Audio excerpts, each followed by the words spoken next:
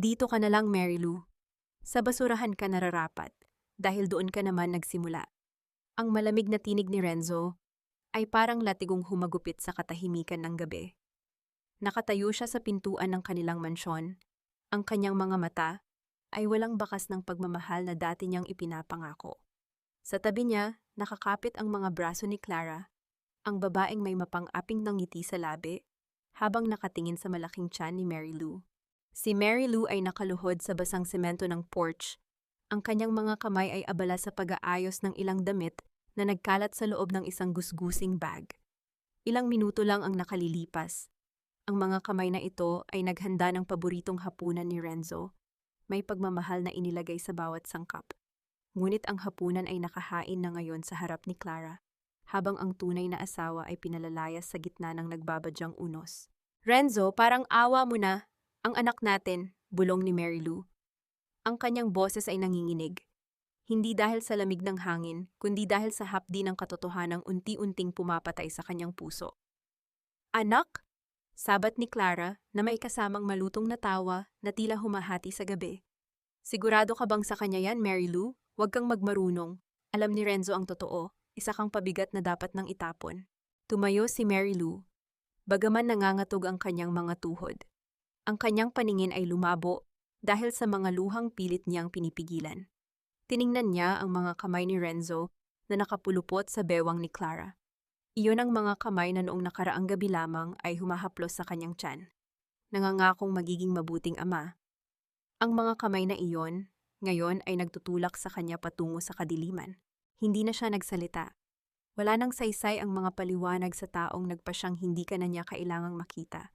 Ang bawat hakbang niya palayo sa pintuan ng mansyon ay parang pagpunit sa isang pahina ng kanyang buhay na akala niya ay perpekto. Ang kanyang tiyan ay kumirot. Tila nararamdaman ang pagkasira ng mundong dapat sana ay magiging ligtas na tahanan nito. Sa bawat hakbang sa basang lupa, ang mga alaala ay bumabalik na parang punyal. Ang pangako ng walang hanggang pagsasama, ang mga hapunan sa ilalim ng buwan, ang mga pangarap na binuo sa loob ng silid na iyon. Lahat ay naglaho sa isang iglap, pinalitan ng pait, at ang mabigat na pasanin ng kawalan. Huminto siya sa ilalim ng isang matandang puno sa labas ng gate, humihingal. Ang ulan ay nagsimula ng pumatak. Hinahaluan ng kanyang mga luha na hindi na niya kayang pigilan. Tiningnan niya ang mansyong unti-unting nalulunod sa dilim, ang mga ilaw sa loob ay patuloy na nagliliwanag. Tila tinatawanan ang kanyang kasawian. Ano ba ang naging kasalanan ko para danasin ito? Ang tanong na pabulong na lumabas sa kanyang labi, ang boses ay lunod sa ingay ng hangin. May halaga pa ba ang lahat ng pagtitiis ko kung sa huli ay itatapon lang din ako na parang basahan? Walang sumagot.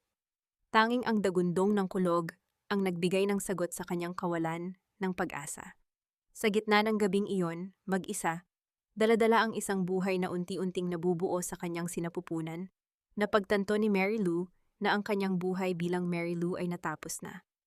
Ang babaeng nagmamahal ng walang pasubali ay pumanaw na kasabay ng pagsara ng pintong iyon. Naiwan siyang nakatayo sa gitna ng ulan, ang mga mata ay nakapako sa malayo, habang ang isang lihim na papel sa loob ng kanyang bulsa ay tila nagbabaga sa init ng kanyang determinasyon. Ang malakas na buhos ng ulan ay tila naghuhugas sa daan, ngunit hindi nito kayang linisin ang dumi ng pagkakanulong dumurog sa puso ni Mary Lou. Bawat hakbang niya sa maputik na kalsada ay isang pagsubok sa kanyang nanghihinang katawan. Ang bawat kidlat na gumuguhit sa madilim na langit ay tila nagpapaliwanag sa tindi ng kanyang pag-iisa. Nang tuluyan ng sumuko ang kanyang mga paa, bumagsak siya sa harap ng isang maliit na bahay na may nakabukas na bintana. Ilang sandali pa, bumukas ang pintong gawa sa matandang kahoy. Si Dipina, ang dating katiwala sa mansyon na pinalayas din ni Renzo dahil sa pagtatanggol kay Mary Lou, ang tumambad sa kanya. Ang gulat sa mukha ng matanda ay mabilis na napalitan ng awa at pag-aalala. Agad niyang binuhat ang payat na katawan ni Mary Lou at ipinasok sa loob. Sa loob, ang amoy ng pinakuluang luya at mainit na kanin ay bumungad sa kanila. Ipinatong ni Dipina ang basang kumot sa tabi ng kalan habang pinupunasan niya ang mukha ni Mary Lou gamit ang isang malinis na tela. Walang tanong, walang panghuhusga. Alam ni Dipina ang nangyari. Ang bawat hapdi sa mga mata ni Mary Lou ay sapat na upang malaman niya ang buong katotohanan. Pagkatapos inumin ang mainit na sabaw, unti-unting nakaramdam ng kaunting lakas si Mary Lou. Tiningnan niya ang mga kamay ni Dipina. Magaspang, kulubot, ngunit puno ng pagmamahal.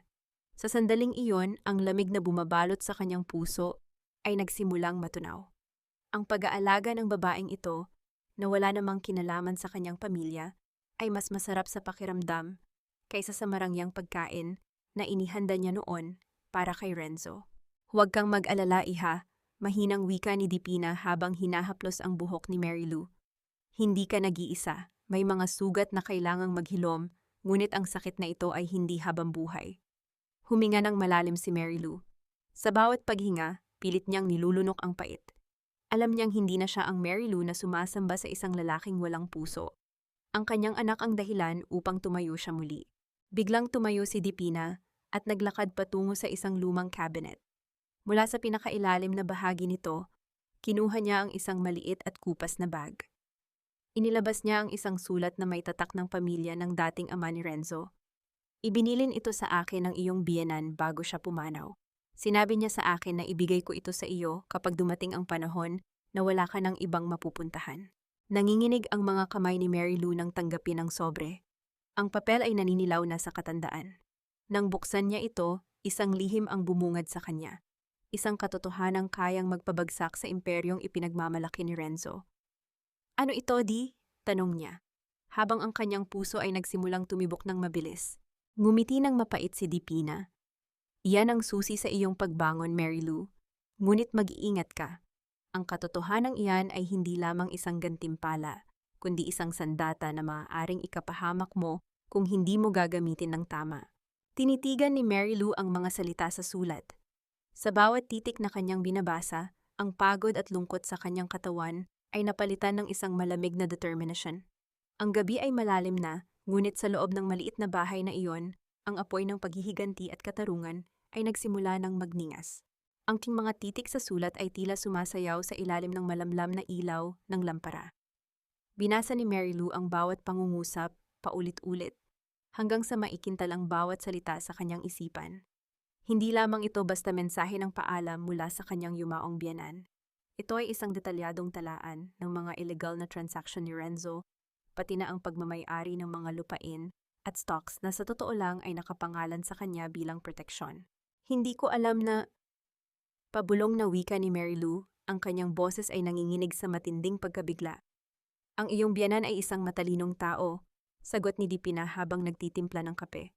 Alam niya ang tunay na kulay ni Renzo. Alam niyang darating ang araw na itatapon kanya kapag wala ka ng pakinabang, kaya binuo niya ang sigurong ito para sa iyo. Naramdaman ni Mary Lou ang pag-iinit ng kanyang mga mata. Hindi dahil sa lungkot, kundi dahil sa matinding puot na humahalo sa kanyang pagkamangha. Sa loob ng maraming taon, inakala niyang siya ay isang asawang walang silbi, isang babaeng dapat lamang sumunod sa bawat utos ni Renzo. Ngayon, napagtanto niyang siya ay isang biktima ng isang napakahusay na pagmamanipula.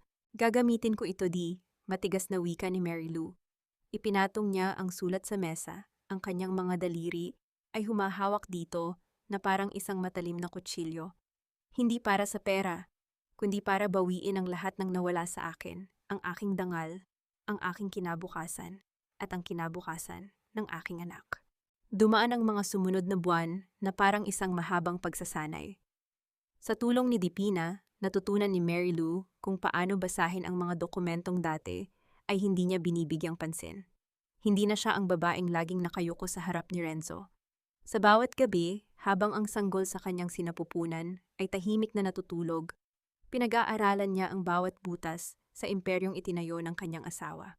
Isang gabi, habang naglalakad siya sa labas ng maliit na bahay, nakita niya ang kanyang refleksyon sa bintana. Ang kanyang mga mata ay hindi na malambot. Ang mga ito ay matalas, puno ng pagtitiwala sa sarili na kailanman ay hindi niya nakita sa kanyang sarili noon. Ang kanyang tiyan ay malaki na, isang paalala na mayroon siyang buhay na dapat pangalagaan. Biglang umalingaw-ngaw ang tunog ng isang sasakyan sa malapit. Mabilis na nagtago si Mary Lou sa likod ng mga puno ng saging. Ang kanyang puso ay tumitibok ng mabilis. Sa ilalim ng sinag ng buwan, nakita niya ang isang itim na kotse. Ang kotse na madalas gamitin ni Renzo, na huminto sa isang abandonadong bodega malapit sa kanila. Bumaba si Renzo mula sa kotse, kasama si Clara. Nagtatawanan sila, tila walang pakialam sa mundo. Ngunit ang mas nakapagpabigat sa dibdib ni Mary Lou ay ang paglabas ng isang lalaking may dalang maleta. Siguraduhin mong walang makakaalam nito, wika ni Renzo sa lalaki. Ang kanyang boses ay puno ng kapangyarihan at kasamaan. Kapag lumabas ang balita tungkol sa peking pirma ni Father, tapos na ang karera ko. Nanlamig ang buong katawan ni Mary Lou. Hindi lang pala pinalaya si Renzo ang isang inosenteng asawa. Ginamit din pala nito ang pangalan ng kanyang ama upang gumawa ng krimen. Isang pagkakataon na hindi niya dapat palampasin.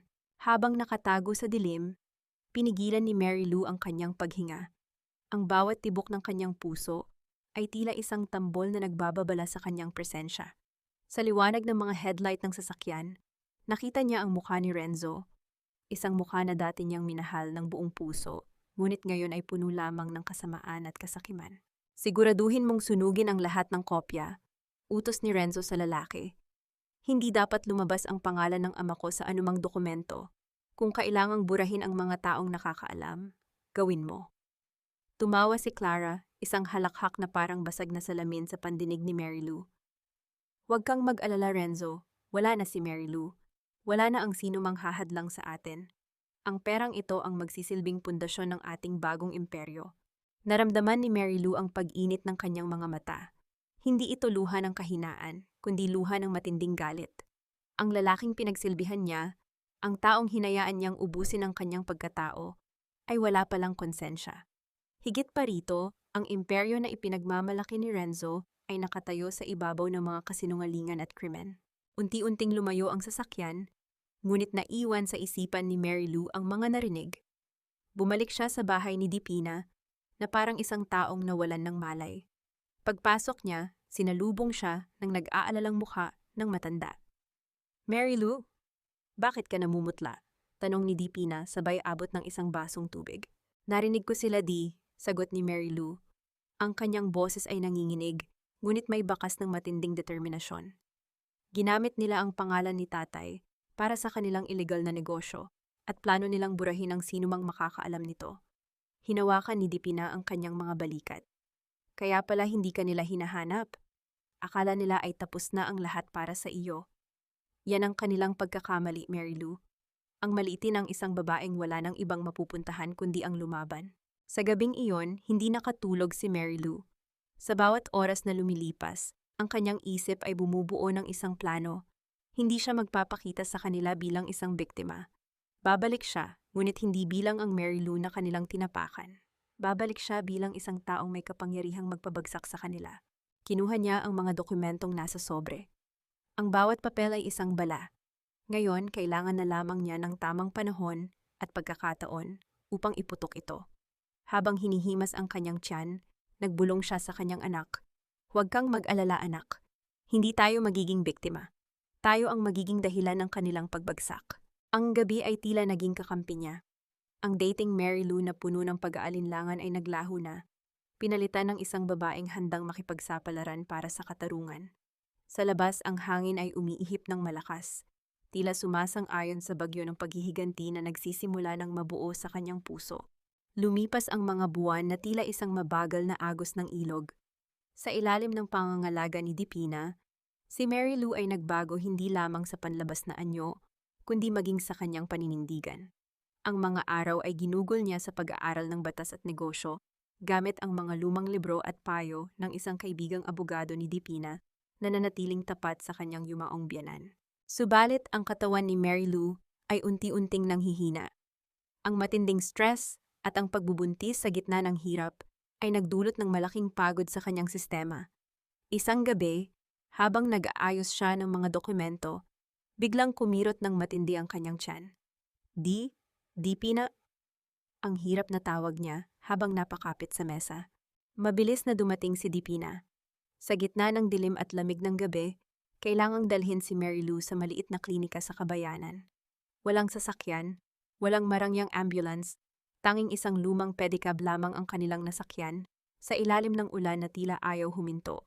Sa loob ng silid ng panganganak, ang tanging tunog ay ang mabibigat na hininga ni Mary Lou at ang mga sigaw na galing sa kaibuturan ng kanyang kaluluwa. Sa bawat hapdi, ang kanyang isip ay bumabalik kay Renzo. Bakit siya? Bakit niya ako iniwan sa ganitong oras? Ngunit sa bawat pagtulak, ang puot ay nagiging lakas. Kaya mo ito, Mary Lou, para sa iyong anak.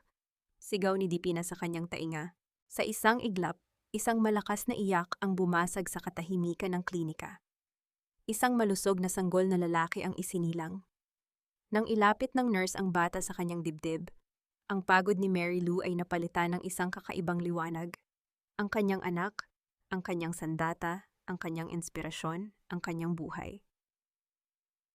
Ang pangalan mo ay Lucas, bulong niya sa sanggol habang hinahalikan ang malambot nitong pisngi.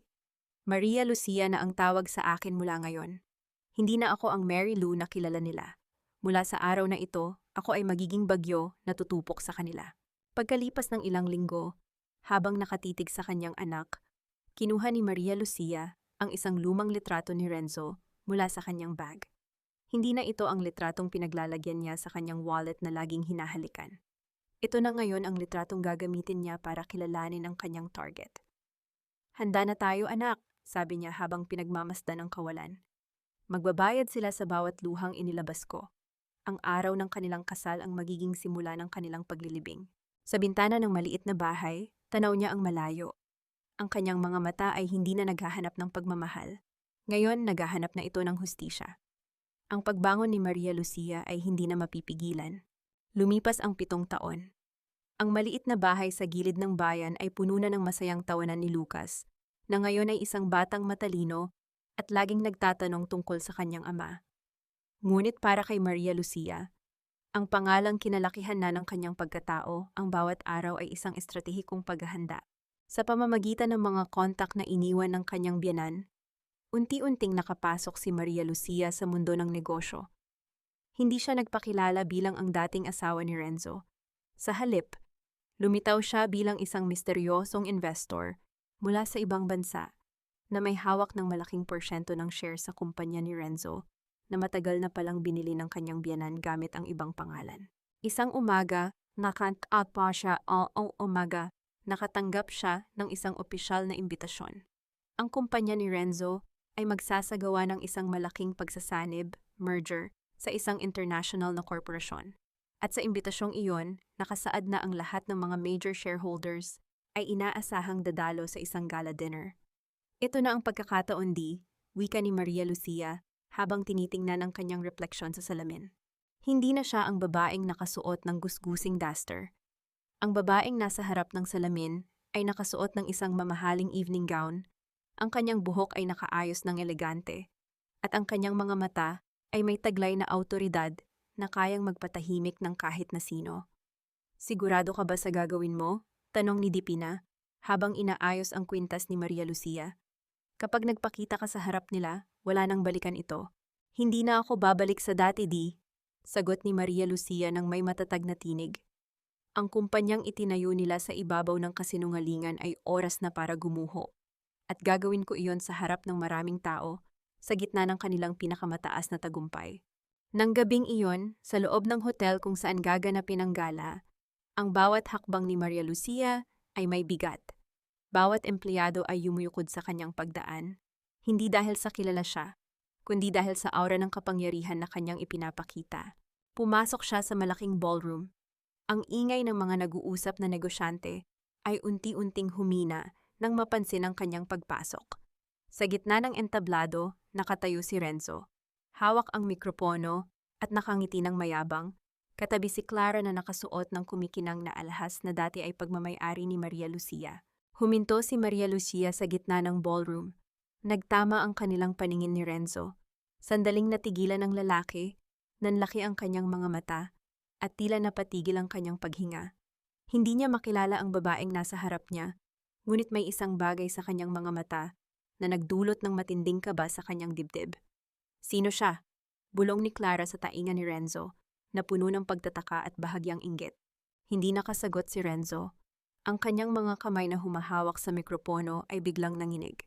Sa gitna ng mga flash ng camera, ramdam ni Maria Lucia ang pagtatagumpay. Ang laro ay nagsisimula na at siya ang humahawak ng baraha. Ang bawat segundo sa loob ng ballroom ay tila tumitigil sa bawat hakbang ni Maria Lucia patungo sa entablado. Ang musika ay nagpapatuloy, ngunit para kay Renzo, ang tanging naririnig niya ay ang mabilis na tibok ng kanyang sariling puso. Ang babaeng nasa harap niya, ang babaeng may tindig ng isang reyna, ay may mga matang tila humahawi sa kanyang pinakatatagong takot. Renzo, kilala mo ba ang babaeng iyon? Ulit ni Clara. Sa pagkakataong ito ay may halong iritasyon sa kanyang boses. Hindi ko alam, Dinob. Sagot ni Renzo, pilit na pinapakalma ang sarili. Baka isa lamang sa mga bagong investors. Lumapit si Maria Lucia, hindi sa entablado kundi sa mesa kung saan nakaupo ang mga board members. Ang kanyang mga kilos ay banayad, pino at puno ng tiwala sa sarili. Umupo siya sa bakanting upuan sa tabi ng chairman ng kumpanya na agad namang tumayo upang magbigay galang. Ladies and gentlemen, wika ng chairman, ang kanyang boses ay puno ng paggalang. Gusto ko pong ipakilala sa inyo ang ating bagong strategic partner at ang may-ari ng pinakamalaking share sa ating kumpanya, si Miss Maria Lucia. Nagpalakpakan ang mga tao, ngunit ang palakpak na iyon ay parang mga martilyong tumutunog sa pandinig ni Renzo. Hindi siya makapaniwala. Paanong ang isang estranghero ay biglang naging may-ari ng bahagi ng kumpanyang pinaghirapan niyang nakawin? Tumayo si Maria Lucia at humarap sa mikropono. Ang bawat mata sa loob ng silid ay nakatuon sa kanya. Magandang gabi sa inyong lahat. Panimula niya, ang kanyang boses ay malinaw, mapang-akit at puno ng awtoridad. Marami ang nagtatanong kung bakit ako narito. Ang sagot ay simple. Narito ako upang tiyaking ang kumpanyang ito ay hindi gagamitin para sa pansariling interes at kasinungalingan. Tumingin siya ng diretso kay Renzo. Ang tunay na tagumpay ay hindi nasusukat sa laki ng iyong mansyon o sa ganda ng iyong damit, kundi sa integridad ng iyong pangalan. Sayang lamang na ang ilang tao ay nakakalimot na ang bawat bahay na itinayo sa ibabaw ng dumi ay tiyak na guguho rin. Ang bawat salita ay parang palaso na tumama ng diretso sa dibdib ni Renzo. Namutla ang kanyang mukha. Gusto niyang magsalita, gusto niyang magtanong, ngunit tila nawala ang kanyang boses. Renzo, anong ibig niyang sabihin? Tanong ni Clara na ngayon ay halatang kinakabahan na rin. Huwag kang makinig sa kanya, pabulong na tugon ni Renzo, ngunit ang kanyang mga kamay ay basang-basa na ng pawis. Habang nagpapatuloy ang gabi, sinadya ni Maria Lucia na lumapit sa kanila. Bawat pagkakataon na siya ay malapit, naglalabas siya ng mga maliliit na komento na tanging sila lamang ni Renzo ang makakaintindi. Ang bawat salita niya ay isang paalala ng nakaraan, isang multo na bumabalik upang maningil. Nang mag-isa na lamang si Renzo sa bar area, lumapit si Maria Lucia. Maganda ang gabi mo, hindi ba Renzo? Tumingin si Renzo sa kanya, ang kanyang mga mata ay puno ng pagtataka at takot. Sino ka ba talaga? Bakit mo ginagawa ito? Ngumiti si Maria Lucia, isang ngiting hindi umabot sa kanyang mga mata. Hindi mo ba ako nakikilala, Renzo? Tumingin ka ng mabuti, ang babaeng itinapon mo sa dilim ay bumalik na upang ilabas ka sa liwanag ng katotohanan. Ang hangin sa bar area ay tila nanigas. Ang bawat patak ng yelo sa baso ni Renzo ay parang tunog ng isang orasan na nagbibilang ng nalalabi niyang oras. Tinitigan niya si Maria Lucia, ang mga mata nito, ang paraan ng pagtindig, at ang malamig na ngiting hindi nagbabago. Mary Banglu, ang mahinang bulong ni Renzo, halos hindi lumabas ang boses mula sa kanyang lalamunan. Ang pangalang pilit niyang binura sa kanyang alaala ay bumalik, mas matalim at mas mapanganib. Ang pangalan ko ay Maria Lucia. Sagot ni Maria Lucia, ang kanyang boses ay kalmado ngunit may diin. Ang Mary Lou na kilala mo ay matagal nang namatay sa gitna ng unos noong gabing itinaboy mo kami. Ang nakatayo sa harap mo ngayon ay ang bunga ng lahat ng iyong kasalanan. Bago pa man makapagsalita si Renzo, kinuha ni Maria Lucia ang isang maliit na folder mula sa kanyang clutch at inilapag ito sa mesa. Bago matapos ang gabing ito, may mga taong darating para suriin ang iyong financial records. Hindi lang ito basta audit, Renzo. Ito ay isang investigasyon para sa pandaraya, malversation of funds at ang paggamit sa pangalan ng iyong ama para sa mga illegal na transaction. Nanlaki ang mga mata ni Renzo. Paano mo nakuha ang mga dokumentong iyon? Ipinasunog ko lahat. Ang mga kasinungalingan ay tulad ng alikabok, Renzo, sagot ni Maria Lucia habang bahagyang lumalapit. Ang bango ng kanyang pabango ay tila amoy ng panganib para sa lalaki. Kahit anong pilit mong linisin, palagi itong may natitirang bakas. Akala mo ba ay madaling burahin ang nakaraan? Ang bawat lagda mo, ang bawat bank transfer na ginawa mo sa ilalim ng ngalan ni tatay, lahat ay hawak ko na. Sa malayo, nakita ni Maria Lucia si Clara na nagmamadaling lumapit, mukhang natataranta dahil sa pagkakaabala ni Renzo. Bago pa makalapit si Clara, tumalikod na si Maria Lucia. Enjoy the party, Renzo. Ibigay mo na ang lahat ng ngiti at sayaw na kaya mo dahil bukas, ang tanging mapapanood mo ay ang pagguho ng iyong minamahal na imperyo. Naglakad siya palayo ng may taas noo. Habang naglalakad, naramdaman niya ang presensya ni Lucas sa kanyang isipan. Ang kanyang anak na siyang dahilan ng lahat ng ito. Paglabas niya ng ballroom, sinalubong siya ni Dipina na nakatayo malapit sa exit. Nagawa mo na, bulong ng matanda. Nagsimula na, sagot ni Maria Lucia. Pagdating nila sa sasakyan, tumunog ang telepono ni Maria Lucia. Isang mensahe mula sa kanyang abogado. Ang lahat ng ebidensya ay naisumite na sa SEC at sa mga autoridad. Magkakaroon ng raid bukas ng umaga.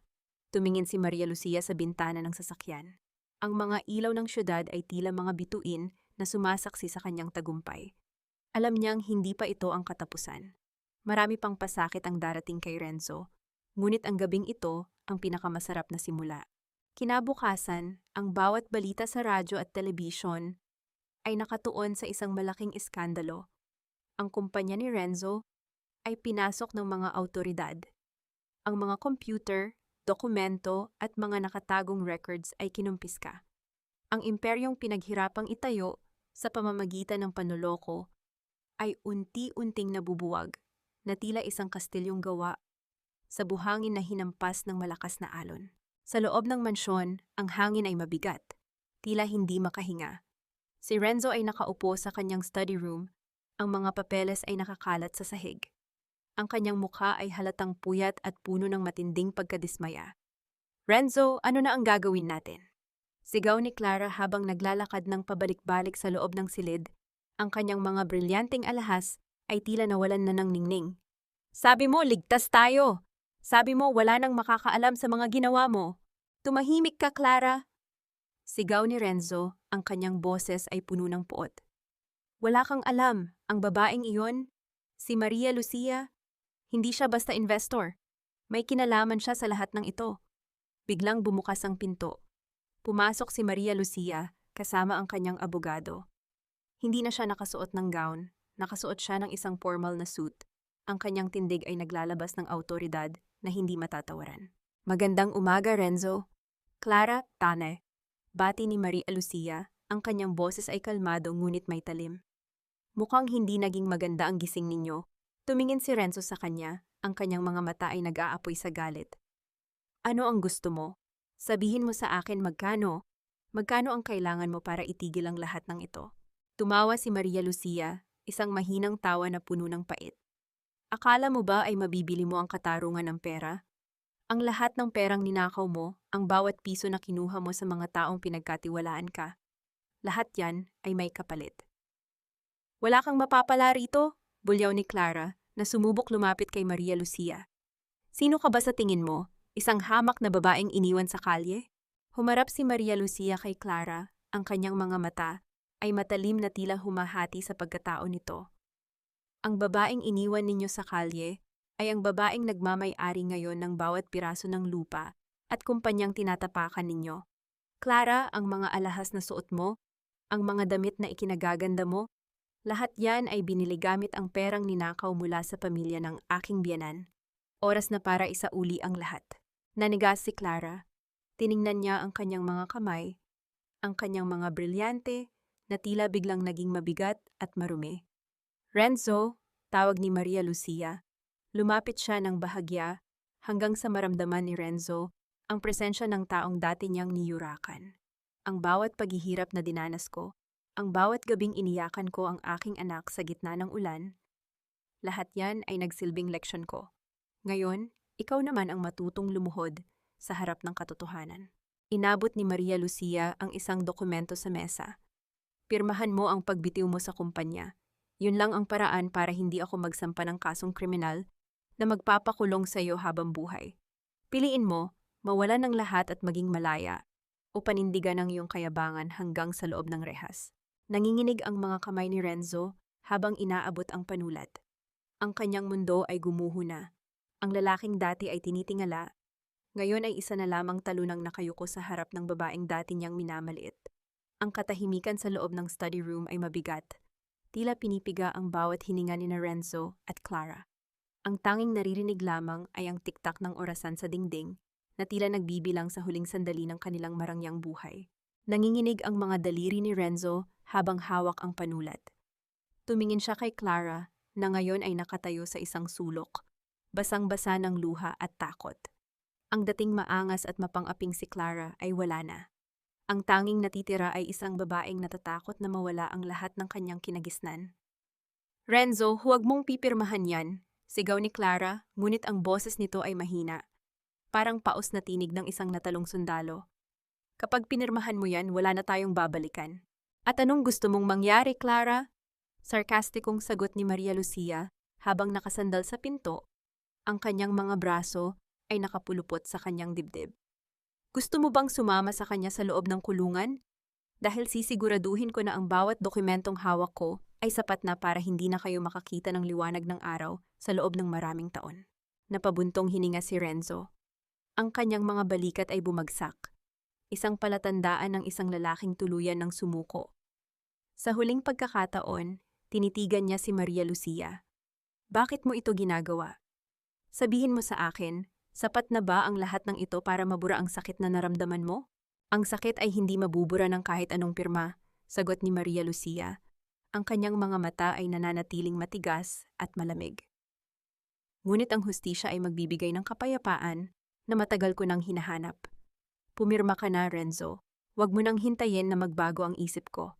Sa isang mabilis na kilos, idiniin ni Renzo ang panulat sa papel. Ang bawat guhit ng kanyang pirma ay parang pagputol sa kanyang sariling koneksyon sa kumpanyang itinayo niya sa gitna ng kasinungalingan. Nang matapos siya, marahas niyang binitawan ang panulat. Ayan na, nakuha mo na ang gusto mo. Masaya ka na ba? Tanong ni Renzo, ang kanyang boses ay puno ng pait. Kinuha ni Maria Lucia ang dokumento. Binasa niya ito ng may kasiyahan, bago ito ipinasa sa kanyang abogado. Masaya, hindi ito tungkol sa kasiyahan, Renzo. Ito ay tungkol sa pagbawi sa kung ano ang nararapat. Ngayon, ang lahat ng pag-aari mo, ang mansyong ito, ang iyong mga sasakyan at ang iyong mga shares, ay pagmamay-ari na ng kumpanya at sa ilalim ng aking pamamahala.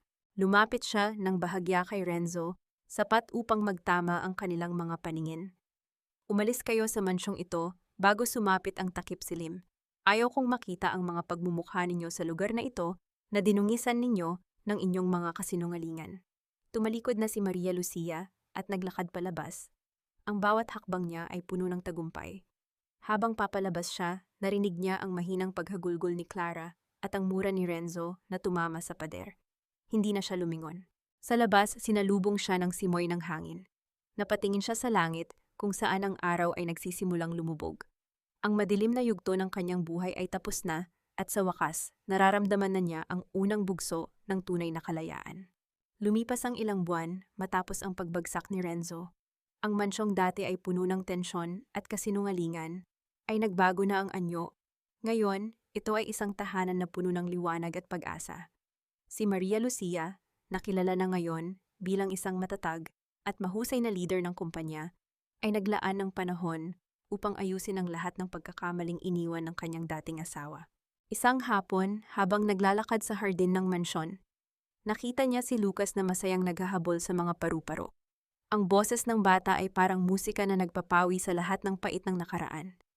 Sa likod niya, nakita niya si Dipina na nakangiti, hawak ang isang baso ng palamig. Masaya si Lucas, wika ni Dipina habang lumalapit. Matagal na nating hindi nakita ang ganitong klaseng ngiti sa kanya. Ito ang lahat ng ipinaglaban ko, Di, sagot ni Maria Lucia, sabay tingin sa kanyang anak. Ang makita siyang lumaking malaya, walang takot, at higit sa lahat, walang utang na loob sa mga taong nagdulot sa atin ng dusa. Bagaman ang lahat ay tila nasa ayos na, hindi pa rin lubos na mawala sa isipan ni Maria Lucia ang mga balitang nakararating sa kanya tungkol kay Renzo. Sinasabing ang lalaki ay namumuhay na sa kahirapan, nagtatrabaho sa mga maliliit na karinderya sa probinsya, at si Clara ay tuluyan na siyang iniwan para sa ibang lalaking mas may kaya. Ang katarungan ay naipatupad, ngunit ang sugat sa puso ni Maria Lucia ay nangangailangan pa rin ng panahon upang tuluyang maghilom. May balita ka ba sa kanya? Tanong ni Maria Lucia, bagaman alam na niya ang sagot. Sabi nila, humihingi raw siya ng tawad sa mga taong nagawan niya ng masama. Sagot ni Dipina. Ngunit alam nating lahat na ang tawad ay hindi sapat para ibalik ang mga nawala. Tumango si Maria Lucia. Hindi siya nagagalak sa pagdurusa ni Renzo, ngunit hindi rin siya makikialam. Ang bawat tao ay dapat managot sa sarili nilang mga desisyon. Hindi ko siya pinapatawad para sa kanya, Di. Pinapatawad ko siya para sa sarili ko, para sa kapayapaan ng aking isipan. Sa sandaling iyon, lumapit si Lucas at niyakap ang kanyang mga binti. Mommy, look, may nakita akong flower. Yumuko si Maria Lucia at hinalikan ang noo ng kanyang anak. Sa sandaling iyon, napagtanto niya na ang tunay na tagumpay ay hindi ang pagpapakulong sa kanyang kaaway, kundi ang kakayahang magpatuloy sa buhay nang hindi na nakagapos sa nakaraan. Ang kanyang puso, na dati ay puno ng puot, ay unti-unti nang napupuno ng pagmamahal. Ang nakaraan ay nagsilbing isang aral, isang masakit na yugto na naghubog sa kanya para maging ang babaeng nakatayo siya ngayon. Habang lumulubog ang araw, naglakad sila ni Lucas patungo sa loob ng bahay. Ang bukas ay isang malinis na pahina, at handa na siyang sulatan ito ng mga bagong alaala. Isang linggo ang lumipas mula nang maramdaman ni Maria Lucia ang kapayapaan, ngunit ang mundo ay sadyang mapaglaro. Habang nasa opisina siya, nakatanggap siya ng isang tawag mula sa isang ospital sa probinsya. Ang boses ng nurse sa kabilang linya ay seryoso at puno ng pagmamakaawa. Miss Maria Lucia, pasensya na po sa istorbo. May isang pasyente po rito, si Renzo, na naaksidente. Sabi ng mga doktor, kritikal ang kanyang kondisyon at ang tanging pangalan na binabanggit niya ay ang sa inyo. Napatigil si Maria Lucia. Ang kanyang kamay na humahawak sa ballpen ay bahagyang nanginig. Sa isang iglap, ang katahimikang matagal niyang pinangalagaan ay muling nagulo. Ang anino ng nakaraan ay hindi pa pala tuluyang lumilipas. Humihingi ito ng isang huling paghaharap. Bakit niyo ako tinatawagan? Malamig na tanong ni Maria Lucia. Wala po siyang ibang malalapitan, tugon ng nurse. Ang sabi ng doktor, hindi raw po siya magtatagal kung hindi siya ooperahan at kailangan ng legal na kinatawan para sa consent. Siya po ang humiling na kayo ang tawagan. Ibaba ni Maria Lucia ang telepono ng dahan-dahan. Ang kanyang isip ay naglalaban. Bakit siya pupunta? Pagkatapos ng lahat ng ginawa ni Renzo, pagkatapos ng mga luhang inaksaya niya sa kanya, karapat-dapat pa ba siyang tulungan? Ngunit sa kaibuturan ng kanyang puso, alam niyang kung hindi siya kikilos, habang buhay niyang dadalhin ang bigat ng isang pagsisising hindi niya gusto. Di, tawag niya sa kanyang matapat na kasama pag-uwi sa bahay. Kailangan kong pumunta sa probinsya, may kailangan akong tapusin. Pagdating sa ospital, ang amoy ng gamot at ang tunog ng mga makinang sumusubaybay sa tibok ng puso ang sumalubong sa kanya. Nang pumasok siya sa silid ni Renzo, halos hindi niya ito makilala. Ang lalaking dati ay makapangyarihan at mapagmataas. Ngayon ay nakahiga sa kama, balot ng mga benda, at mukhang matanda na sa kanyang edad. Nang imulat ni Renzo ang kanyang mga mata, nakita niya si Maria Lucia. Isang mahinang luha ang pumatak mula sa sulok ng kanyang mga mata. Maria, ang rehiyon ng kanyang boses ay halos bulong na lamang. Akala ko, hindi ka na darating. Nandito ako para sa konsentrasyon ng operasyon, Renzo. Wika ni Maria Lucia, nananatiling matigas ang kanyang postura. Huwag kang mag-isip na nandito ako dahil may nararamdaman pa ako para sa'yo. Alam ko, sagot ni Renzo habang pilit na humihinga. Gusto ko lang humingi ng tawad. Hindi para patawarin mo ako, kundi para masabi ko lang. Ang lahat ng ginawa ko, ang pagtataboy sa inyo, ang mga kasinungalingan, ito ang pinakamalaking pagkakamali ng buhay ko. Tinitigan siya ni Maria Lucia. Walang awa, ngunit wala na ring galit. Tanging awa para sa isang taong tuluyang nilamon ng sarili niyang kasakiman. Tapos na ang paghihiganti, Renzo. Ibigay mo ang konsentrasyon, magpagaling ka, at pagkatapos nito, hindi na tayo magtatagpo pang muli. Iyon ang huling hiling ko. Lumabas si Maria Lucia sa silid, Naiwan si Renzo na nakatingin sa kisame. Ramdam niya ang pag-alis ng isang napakabigat na bato sa kanyang dibdib. Hindi ito pagpapatawad sa isang asawa, kundi paglaya mula sa isang bilanggo. Ang operasyon ay matagumpay. Bagaman sinabi ng mga doktor na mahaba ang panahon ng rehabilitasyon na kailangang pagdaanan ni Renzo, hindi na nagtagal si Maria Lucia sa probinsya. Ipinagkatiwala niya sa ospital ang lahat ng bayarin at nag-iwan ng sapat na pondo para sa pangangailangan ni Renzo sa kanyang pagaling. Pagbalik niya sa syudad, sinalubong siya ni Lucas na tumatakbo patungo sa kanya. Ang init ng yakap ng bata ay nagpatunay sa kanya na tama ang kanyang desisyon. Hindi siya nagpadala sa puot. Sa halip, pinili niyang maging mas malaki ang puso para sa kanyang sariling kapayapaan. "Mommy, are you okay?" Tanong ni Lucas habang tinitingnan ng kanyang ina. "You look tired." "I'm okay, anak," sagot ni Maria Lucia, sabay hagod sa buhok ng bata. "Mommy is just happy because finally, we can breathe." Sa mga sumunod na linggo, nakatanggap siya ng sulat mula sa ospital. Isang maikling liham mula kay Renzo. Hindi na ito ang Renzo na mapagmataas at mapanira. Ang sulat ay puno ng pagsisisi, hindi para humingi ng balikan, kundi para magpaalam. Isinulat nito na aalis na siya patungo sa isang malayong probinsya upang doon mamuhay ng tahimik at pagbayaran ang kanyang mga pagkakamali nang malayo sa gulo ng nakaraan. Napangiti si Maria Lucia habang binabasa ito. Ito ang hangganan ng kanilang kwento. Hindi ito nagtapos sa dugo o sa karahasan, kundi sa isang tahimik na pagtanggap sa katotohanan. Ang bawat isa sa kanila ay may kanya-kanyang landas na dapat tahakin. Isang hapon, habang nag-aayos ng mga dokumento sa kanyang opisina, kinuha ni Maria Lucia ang lumang larawan ng kanilang pamilya. Ang larawang kinunan noong panahong akala niya ay masaya pa ang lahat. Dahan-dahan niya itong inilagay sa loob ng isang kahon kasama ng mga alaala ng nakaraan. Ang kahon na yon ay hindi niya itatapon dahil ang mga alaala ay nagsilbing pundasyon ng babaeng nakatayo siya ngayon. "Di," tawag niya kay Dipina na pumasok sa opisina. "Handa na akong magsimula ng bagong proyekto, ang pundasyon para sa mga kababaihang biktima ng pang-aabuso. Gusto kong tumulong para hindi na sila dumaan sa dinanas ko." Nakangiting tumango si Dipina. "Iyan ang pinakamagandang desisyon na ginawa mo, Maria Lucia. Ang gawing inspirasyon ang sugat ng kahapon upang paghilumin ang sugat ng iba." Sa harap ng salamin, tiningnan ni Maria Lucia ang kanyang sarili. Ang mga mata niya ay hindi na naghahanap ng paghihigante. Ngayon, ang nakikita niya ay isang babaeng matapang, isang inang mapagmahal, at isang leader na may puso.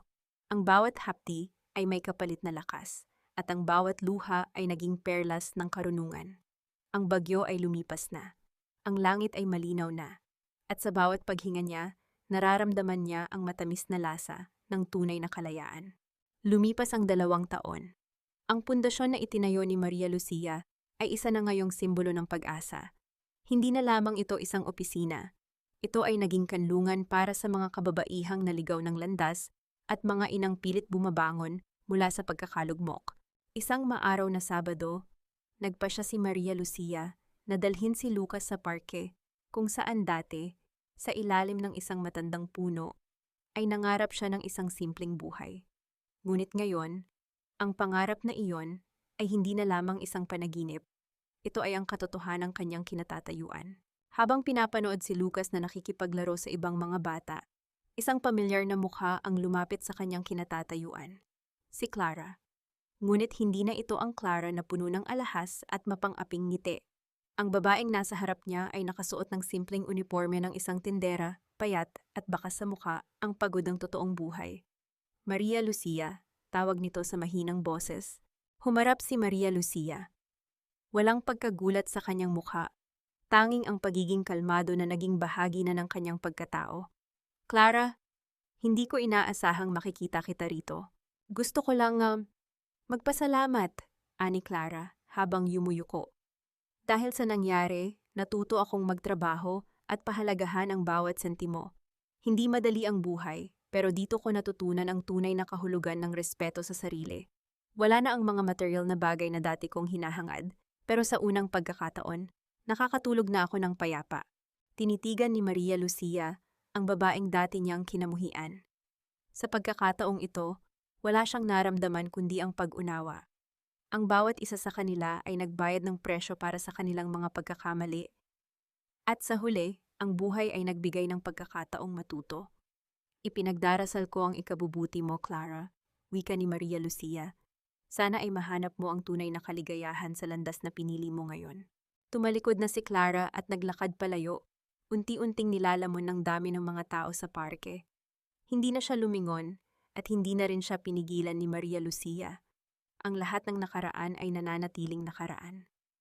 Lumapit si Lucas at humawak sa kanyang kamay. "Mommy, tara na, gutom na ako." Natawa si Maria Lucia. Hinawakan niya ng mahigpit ang kamay ng kanyang anak. "Tara anak, uwi na tayo."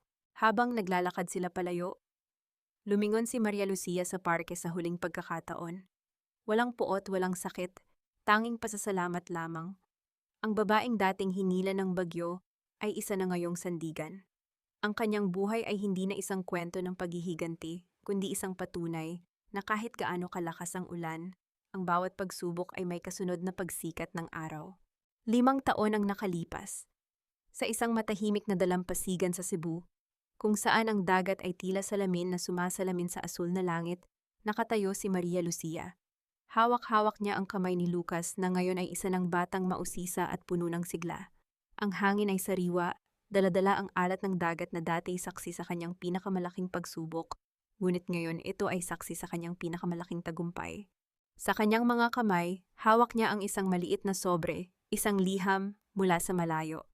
Isang balita na si Renzo ay tuluyan ng pumanaw sa payapang paraan, dala ang pagsisising naging gabay niya sa kanyang huling mga taon. Hindi na siya umiyak. Ang lahat ng luha ay naibuhos na noon pa man.